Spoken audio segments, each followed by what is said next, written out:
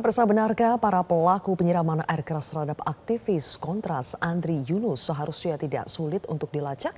Saya akan membahasnya bersama dengan Ketua Komisi 3 DPR RI Habibur Rahman dan juga aktivis Kontras Jane Rosalina Rumpia. Selamat malam Bang Habib dan Mbak Jane. Halo, Ya, selamat malam. Baik, Bang Assalamualaikum. Habib. Waalaikumsalam. Kita masih menunggu pelaku penyiraman air keras terhadap Andri Yunus ditangkap. Menurut Bang Habib, apakah Komisi 3, apakah penyelidikan kasus teror air keras ini harus dipercepat? Harus segera ya. Sejak kemarin kami sampaikan bahwa pihak Polri harus segera mengusut kasus ini dengan cepat ya dan profesional ya. Anda katakan penyiraman air keras terhadap Andri Yunus bukan sekedar kriminal biasa, melainkan kejahatan terhadap demokrasi. Selain melawannya dengan pendekatan hukum, pendekatan apa lagi Bang Habib yang harus digunakan supaya demokrasi kita tidak terancam? Ya, yang paling penting sebenarnya justru penegakan hukum dahulu. Ya, ini siapapun yang terlibat, baik merencanakan, kemudian memberikan perintah, lalu melakukan dan ikut melakukan, itu harus semuanya dimintai pertanggungjawaban secara hukum. Dari situ bisa terungkap ya motifnya apa ya. Tapi kalau melihat latar belakang dari korban ya saudara Andri Yunus yang 100% adalah pembela hak asasi manusia ya, kita bisa ambil kesimpulan tegas bahwa ini nggak ada kaitan dengan urusan pribadi. Ini ya urusannya dengan latar belakang aktivitas beliau. Karena itu kita supaya tidak terulang kembali, kita harus pastikan siapapun yang terlibat harus dimintai pertanggungjawaban secara hukum dan ketika terbukti bersalah harus dijatuhi hukuman yang sesuai dengan gradasi kesalahannya. Oke, baik. Di sini juga sudah ada Mbak Jane. Mbak Jane, setelah menjalani operasi mata, bagaimana kondisi Andri Yunus saat ini? Iya, seperti yang telah kami sampaikan dalam siaran pers ya, saat ini memang diagnosa dari dokter yang bertugas adalah mengatakan bahwa rekan kami, Andri Yunus, dalam hal ini Wakil Koordinator Kontras, mengalami luka bakar sekitar 24% akibat adanya reaksi inflamasi dari cairan keras akibat adanya serangan yang kemudian menimpanya pada hari Kamis lalu. Dan ini mengenai sisi kulit, terutama pada area wajah, di daerah bagian kanan termasuk mata kanan, kemudian kedua tangan maupun serta bagian dada. Nah, kemudian juga setelah dari sejumlah luka yang dialami, kondisi bagian serius itu pada mata kanan dan sudah mendapatkan penanganan khusus, penanganan intensif dari dokter dan rumah sakit yang bertugas. Sehingga dalam hal ini juga kami merujuk pada statement resmi dari Rumah Sakit RSCM gitu ya, kondisi tersebut itu kemudian menyebabkan adanya penurunan tajam penglihatan serta kerusakan pada permukaan kornea, dan kemudian untuk menangani tersebut syukur dokter dan tim rumah sakit yang bertugas telah menjalani tindakan pembersihan jaringan yang rusak pada mata kanan serta transplantasi membran amnion guna melindungi permukaan mata dan mendorong proses penyembuhan. Dan saat ini rekan kami tengah mendapatkan perawatan intensif gitu ya, dan dilarikan ke high care unit akibat luka bakarnya dan mendapatkan pemantauan dan perawatan yang lebih lanjut serta komprehensif gitu dari pihak dokter, dan kemudian saat ini ia mendapatkan perawatan intensif dengan beberapa terapi yang kemudian dilakukan oleh dokter, dan oleh karena itu kami mengimbau kepada publik itu untuk memberikan kepercayaan kepada pihak dokter tenaga medis yang tengah menangani rekan kami Andri Yunus ataupun dalam hal ini korban, serta menghormati adanya perawatan dari pihak kedokteran, pihak medis, dan tidak memicu adanya spekulasi di kalangan publik. Pernyataan resmi berkaitan dengan kondisi Andri itu akan kami sampaikan dari Kontras dan juga dari pihak dokter. Dan kami juga berharap publik juga bisa memberikan ruang gitu ya bagi keluarga dalam hal ini untuk kemudian dapat fokus untuk mendampingi korban, menguatkan korban selama masa pengobatan, perawatan hingga pemulihan. Begitu kondisinya. Oke. Mbak Jen, karena diduga motif penyerangan terhadap Andri Yunus itu terkait dengan aktivitas yang dilakukan oleh Andri Yunus, sebelumnya sebetulnya apa yang dilakukan oleh Andri Yunus atau mungkin jauh sebelum itu apakah ada rangkaian teror yang dialami oleh Andri?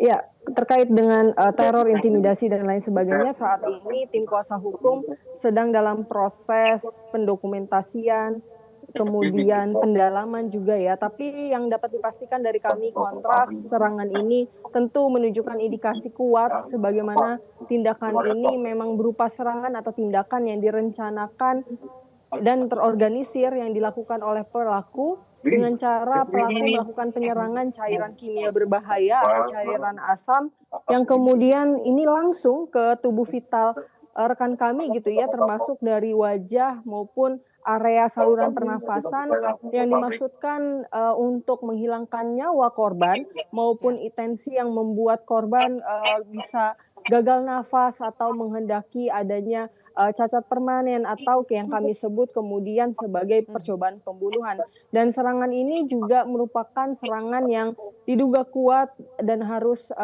diusut tuntas berkaitan dengan percobaan pembunuhan berencana yang harus diusut secara serius oleh aparat. Nah, berkaitan dengan serangan ini, kemudian Kontras mengkategorisasi serangan ini ditujukan kepada korban, juga memiliki keterkaitan atau relevansi akibat dampak kerja-kerja dari rekan kami, Andri Yunus sebagai pembela HAM maupun sebagai pengacara publik atau advokat di internal Kontras gitu.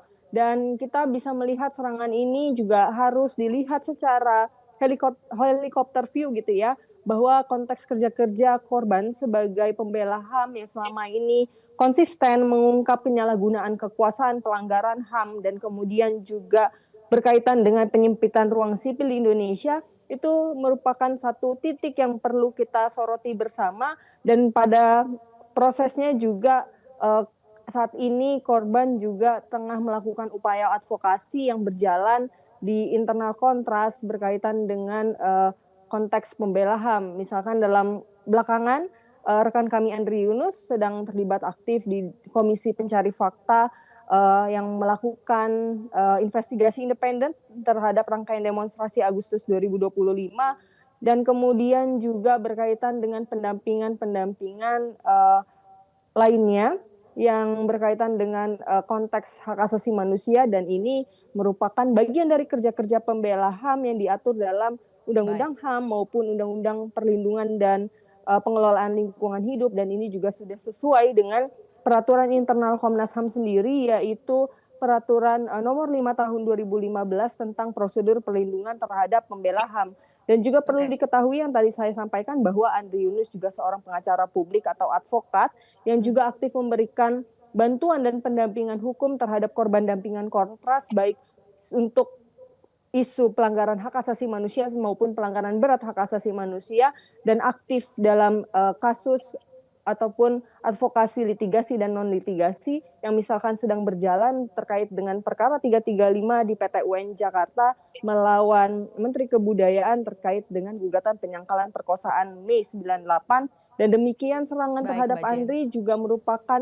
perlakuan yang tidak dapat diterima di negara hukum yang demokratis ini dan juga korban merupakan advokat Ya, sebagaimana Undang-Undang 18 tahun oke. 2003 tentang advokat begitu. Baik, itu tadi semua yang dikerjakan oleh Andri Yunus selama ini. Bang Habib, supaya pengungkapan kasus Andri Yunus ini benar-benar tuntas, apakah Komisi 3 akan mengawal sampai aktor intelektual dan motifnya tertangkap?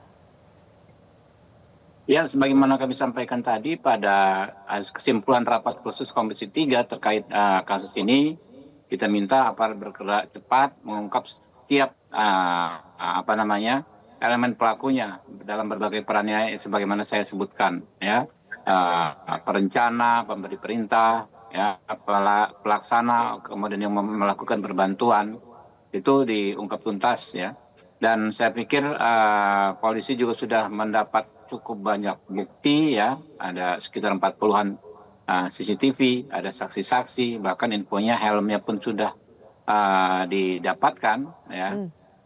Segera saya pikir dalam waktu tidak terlalu lama bisa segera menangkap para pelaku, kemudian baru mengungkap ya konteks masalah ini apa di belakangnya. Nah ini dari situ bisa ditarik semua. Oke, terakhir Bang Habib, dalam suasana yang masih penuh dengan teror ini, apa pesan Anda kepada rekan-rekan aktivis dan juga keluarga korban yang terdampak? Ya, kita prihatin ya dan kita siap all out memberikan perlindungan secara hukum. Kita minta kepada penegak hukum khususnya terkait korban dulu terhadap keluarganya, terhadap organisasinya agar diberikan perlindungan maksimal. Jangan sampai dalam situasi seperti ini mereka mendapat kekerasan susulan ya. Itu yang kita sampaikan tadi dalam rapat di Komisi 3. Baik, kalau begitu Ketua Komisi 3 DPR RI Habibur Rahman dan juga aktivis Kontras Jen Rosalina Rupiah, terima kasih sudah bergabung di Prime Time News. Jelajahi cara baru mendapatkan informasi. Download Metro TV Extend sekarang.